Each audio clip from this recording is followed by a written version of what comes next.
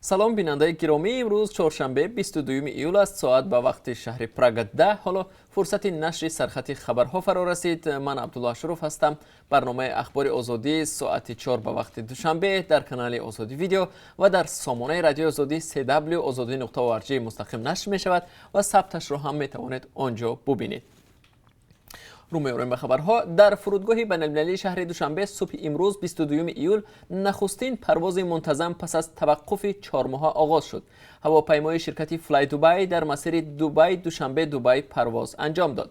این نخستین پرواز منتظمی هواپیما به فرودگاه دوشنبه پس از توقف است، چون از 20 مارت این جانب بنابر پاندمی کرونا ویروس پروازهای بین‌المللی به تاجیکستان قطع شده. تنها پروازهای چارتری برای بازگردان شهروندان کشور که در خارج بند ماندند اجرا می شوند.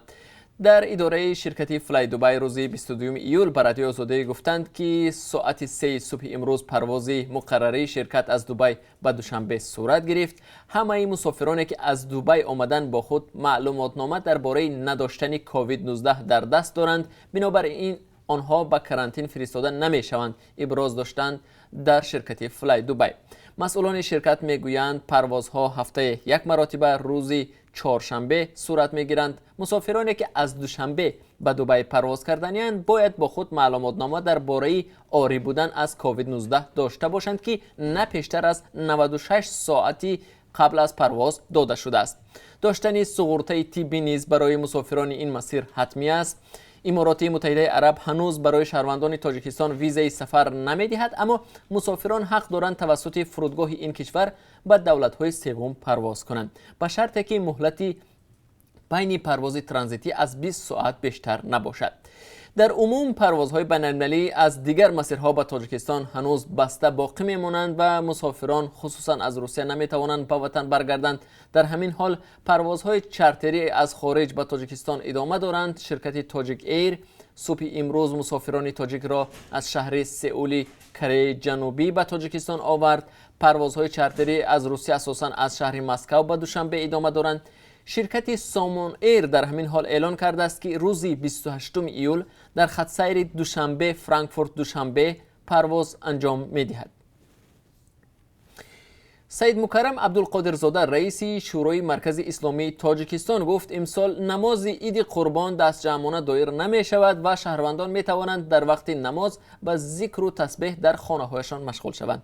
در تاجیکستان رسما سنه برگزاری عید قربان جمعه 31 ایول اعلان شده است.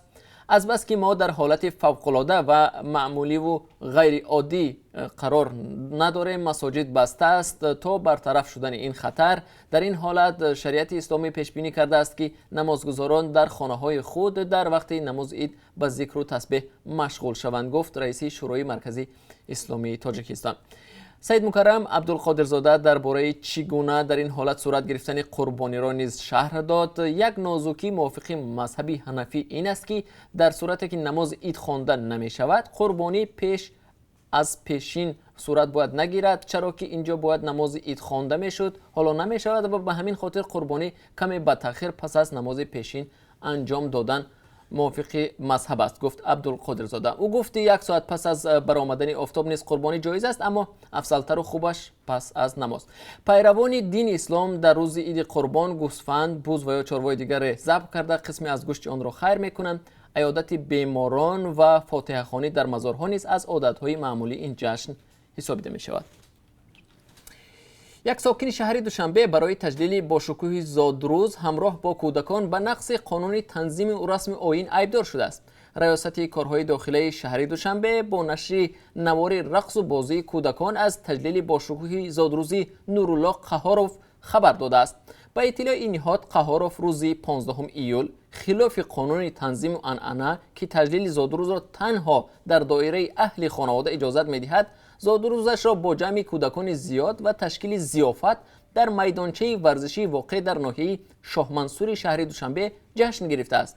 به گفته مقامات صاحب جشن با این عملش نه تنها قانون تنظیم را نقض، بلکه در شرایط امروزه پهنشوی بیماری همگیر کرونا ویروس نوع کووید 19 سلامتی کودکان را زیر خطر گذاشته است.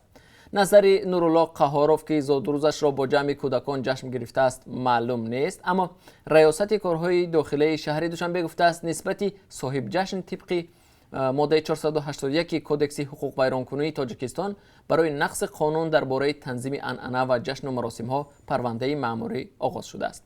قانون تنظیم عنعنه و جشن و مراسم ملی تجلیل روز تولد را تنها در دایره خانواده اجازه می دهد. در غیر صورت به ساکنان پرداختی از 2 تا 5,000 سامانی معادل بیش از $500 آمریکایی تهدید می کند.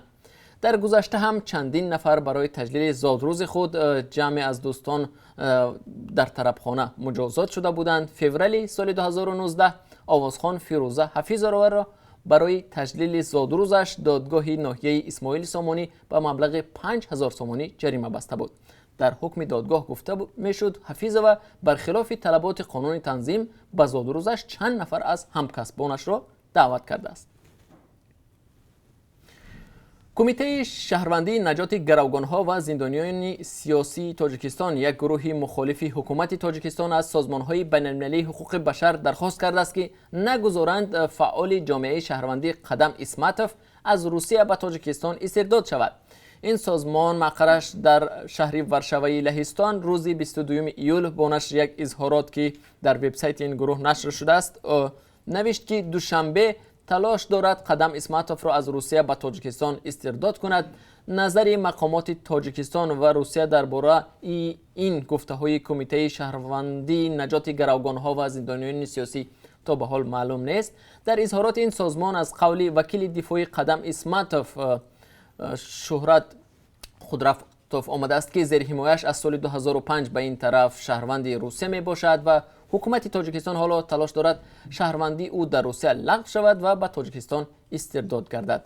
شهرت قدرتوف وکیل دفاعی اسمتوف میگوید وزارت کارهای داخلی تاجیکستان در ماه نوامبر سال 2016 نسبت قدم اسمتوف پرونده جنایتی باز کرده است و او با 6 ماده کودکس جنایتی گناهکار دانسته می شود.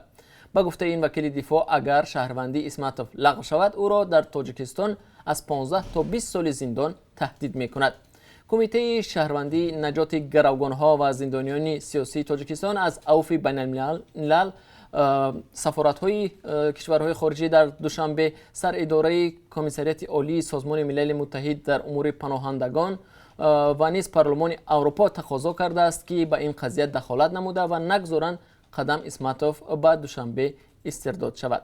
از روسیه به تاجیکستان استرداد شدن مخالفان حکومت در گذشته هم بوده است. مقامات تاجیکستان در چند سال اخیر نام 10 عضو حزب و سازمان‌های ممنوع سیاسی را به فهرست مورد جستجو قرار داده بودند. و بیننده ارجمند، در برنامه امروز درباره هویدا تیلازاده طفل 5 ساله تاجیک هم صحبت میکنیم که 2 سال قبل در شهر سرپخوی روسیه کشته شده بود. شخصی مجرم معلوم است، اما والدان هویدا میگویند 2 سال باز تفتیشات و مرافعه ها ادامه دارند ولی شخص متهم جزا نگرفته است. مقامات با هر بهانه این روند را کشال میدهند. چرا فهمیده در روسیه به این قضیه از پس پنجه می‌نگرد؟ منتظر باشید، در برنامه اخبار در این باره برایتان گزارش خواهیم داد. بیننده ارجمند، ما هر لحظه خبر و حادثه های تاجیکستان و جهان را پیگیری میکنیم. در برنامه اخبار شما را با آخرین تحولات تاجیکستان و جهان آشنا میسازیم. تا کمتر از 3 ساعت دیگر ما را در پخش زنده در صفحه آزادی ویدیو در یوتیوب و هم صفحه های رادیو آزادی در فیسبوک و ادنا کلاسیکی همراهی کنید.